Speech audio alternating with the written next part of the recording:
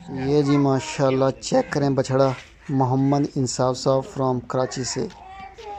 खूबसूरत pure चोरिस्तानी breed में अल्हम्दुलिल्लाह अज़ीज़ कैटल फार्म पे तैयार हो रहा है और इंशाअल्लाह अल्लाह ताला तंदुरुस्ती रखे तो कुर्बानी 2025 पे ये डिलीवर हो जाएगा। तो माशाल्लाह जी चेक करें माशाल्लाह जानवर की हाइट, इसकी गुलाइयाँ चेक करें, इसकी शाइनिंग चेक करें। हर लिहाज से माशाल्लाह बड़ा आउट क्लास और बेहतरीन किस्म का जानवर जो है वो तैयार होकर डिलीवर होगा। तो माशाल्लाह अज़ीज़ कैटल फार्म पे सस्ती पलाई कुर्बानी 2025 की भी 2026 की भी 13,500 रुपये से स्टार्ट हो रही है पलाई हमारी। 100 से 200 केजी तक 13,500 रुपये, 200 से 300 केजी तक जो है वो पलाई का रेट हमारा 16,500 रुपये और 300 से 400 केजी तक 20,000 रुपये और उसके बाद पर 100 केजी पर 5,000 रुपीज़ जो है वो ऐड होता है पलाई में।